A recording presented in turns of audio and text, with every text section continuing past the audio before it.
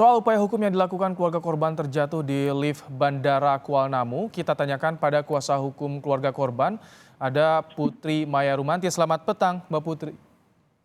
Halo, selamat petang, Mas. Mbak Putri, jadi kapan akan melakukan laporan kepada polisi? Oh ya, jadi kami baru saja selesai melakukan laporan kepolisian di Baris Krim Polri, baru saja selesai. Baru selesai apa saja sebetulnya yang dilaporkan dan temuan yang disampaikan keluarga pada kuasa hukum? Ya, kami hari ini melaporkan adanya dugaan tindak pidana kelalaian, yaitu di pasal 359. Nah, dugaannya itu adalah penyebabnya kelalaian dan akibat menghilangnya nyawa seseorang. Kalau yang dibuat perdata kan ada 6 perusahaan. Yang dilaporkan ke polisi ini siapa saja, Mbak Putri? Ya, kalau gugatan perdata kami belum melayangkan ya, Mas, karena masih upaya hukum dulu. Membuktikan perbuatan siapa yang benar, siapa yang salah. Nah, untuk 6 perusahaan yang kami laporkan adalah yang pertama itu PT Angkasa Pura II, yang kedua adalah PT Angkasa Pura Aviasi, yang ketiga PT Angkasa Pura Solusi, yang keempat GMR Airport Ltd, yang kelima GMR Airport Consortium, dan yang keenam adalah Airport de Paris. Eh, itu yang dilaporkan ke polisi juga atau nanti hanya perdata saja yang itu? Kalau yang ke polisi siapa saja, Mbak Putri? Iya, 6 perusahaan ini yang kita laporkan ke kepolisian. Proses pidananya? Ya, proses pidana. Baik, jadi nanti beriringan ya pidana dan juga perdata yang dilakukan. Ini Iya, ya. laporannya baru sampaikan, jadi belum ada surat terima atau seperti apa dari Barreskrimnya? Iya, baru hari ini kita baru selesai melakukan laporan pidana.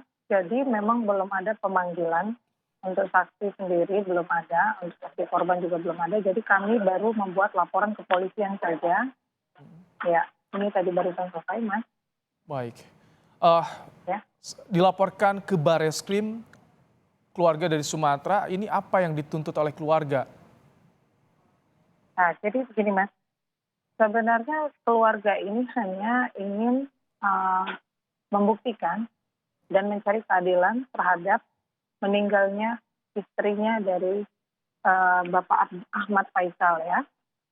Jadi di sini mereka tidak sama sekali merasa didatangi oleh pihak Angkasa Pura untuk melakukan permohonan maaf atau ucapan bela sungkawa untuk datang gitu kan, hanya melalui perwakilan saja. Waktu itu tidak ketemu juga dengan suami almarhum. Jadi memang mereka merasa kecewa, bukan ada tuntutan apapun, hanya ingin membuktikan dan mencari keadilan siapa yang benar-benar salah dalam perihal kematian almarhum Ibu Sinta. Jadi sampai saat ini keluarga belum bertemu langsung dengan perwakilan Angkasa Pura. Sempat menjenguk di rumah sakit, namun tidak bertemu dengan keluarga. Seperti itu, Mbak Putri? Bukan di rumah sakit ya, waktu itu kakak korban dan suami korban sedang berada di rumah sakit karena jenazah sedang akan dilakukan otopsi. Oh. Nah, kemudian ada perwakilan dari Angkasa Pura itu datang melayat ke rumah Oh. gitu. Belum pernah sama sekali bertemu langsung dengan suami almarhum ataupun kakak korban langsung, itu belum pernah, Mas. Hmm. Ini semenjak berita ini menjadi sorotan, apakah ada perbincangan? Bertemu tidak pernah, tapi apakah ada perbincangan melalui sambungan telepon, misalkan upaya perdamaian, seperti itu, Mbak Putri? Belum ada, belum ada. Makanya hari ini kita layangkan itu tadi, Mas. Belum ada. Baik, karena emang keterbatasan komunikasi dari Angkasa Pura itu yang dirasakan oleh keluarga hingga saat ini ya. Ya, betul sekali. Kami juga mendengar soal bagaimana keluarga ini susah mendapatkan akses CCTV. Ya, betul sekali, Mas.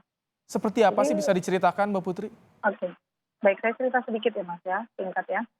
Jadi waktu terjadinya kecelakaan tersebut, almarhum ini kan mengantarkan ponakannya yang akan kembali ke luar negeri untuk menempuh pendidikan. Setelah diantarkan, si almarhum kembali lagi ke pelataran parkiran. Sampai di pelataran parkiran, tiba-tiba ditelepon oleh keponakannya tersebut untuk kembali ke atas karena ada hal yang ingin dibicarakan. Begitu. Wah. Nah, lalu almarhum ini kembali lagi, melewati lift itu, menaiki lift itu, ternyata di dalam lift itu terjadilah permasalahan. Dan di dalam lift itu almarhum sempat menghubungi keponakannya tersebut, menyampaikan bahwa dia terkunci Oh, yang korban atau menelpon itu ya? Kami menampilkan iya visualnya sedang menelpon iya itu iya. tadi ya? Ya, dia menyampaikan dengan ponakannya bahwa dia tuh, terkunci di dalam lift gitu, tidak bisa keluar. Dia mencet-pencet itulah sesuai dengan CCTV yang kita lihat, tidak lama kemudian tidak ada komunikasi lagi, langsung mati telepon tersebut. Oh, oke. Nah, oleh karenanya ponakannya menghubungi pihak keluarga untuk coba mengecek ke bandara, minta tolong dengan pihak bandara untuk melakukan cek CCTV. Namun, ketika pihak keluarga sampai di bandara menemui security bandara dan pihak lainnya, yang ditunjukkan hanyalah CCTV yang di luar lift, Oh, bukan CCTV yang berada di dalam lift. baik. Begitu, Mas. Itu alasannya kenapa disampaikan saat itu hanya CCTV di luar lift, tidak di dalam? Apakah prosedurnya atau seperti apa?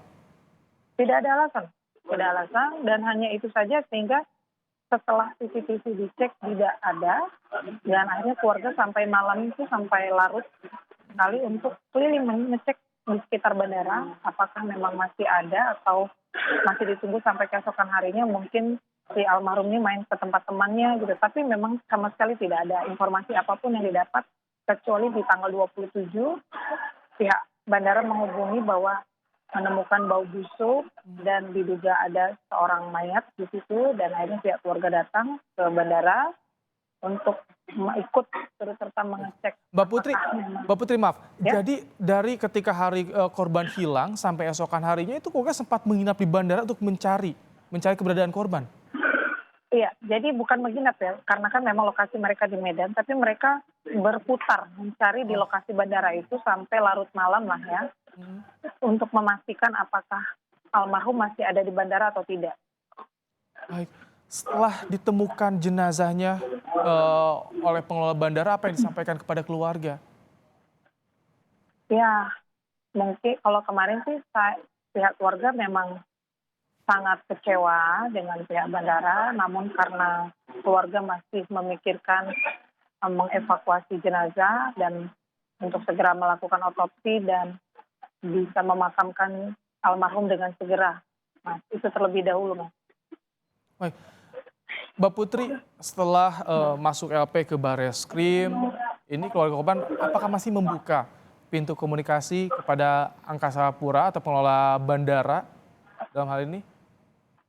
Ah, kalau memang ada komunikasi ya kami persilahkan ya, Mas, ya, namanya itu kan upaya ya. Kami juga tidak boleh ah, melarang dari klien kami untuk tidak berkomunikasi, kami persilahkan. Tapi kan itu tidak menghentikan proses hukum, Mas. Baik, terima kasih Putri Maya Rumanti, kuasa hukum keluarga perempuan yang tewas terjatuh di lift Bandara Kuala Namu, Deli Serdang. Terima kasih Mbak Putri untuk waktunya di Kompas Petang.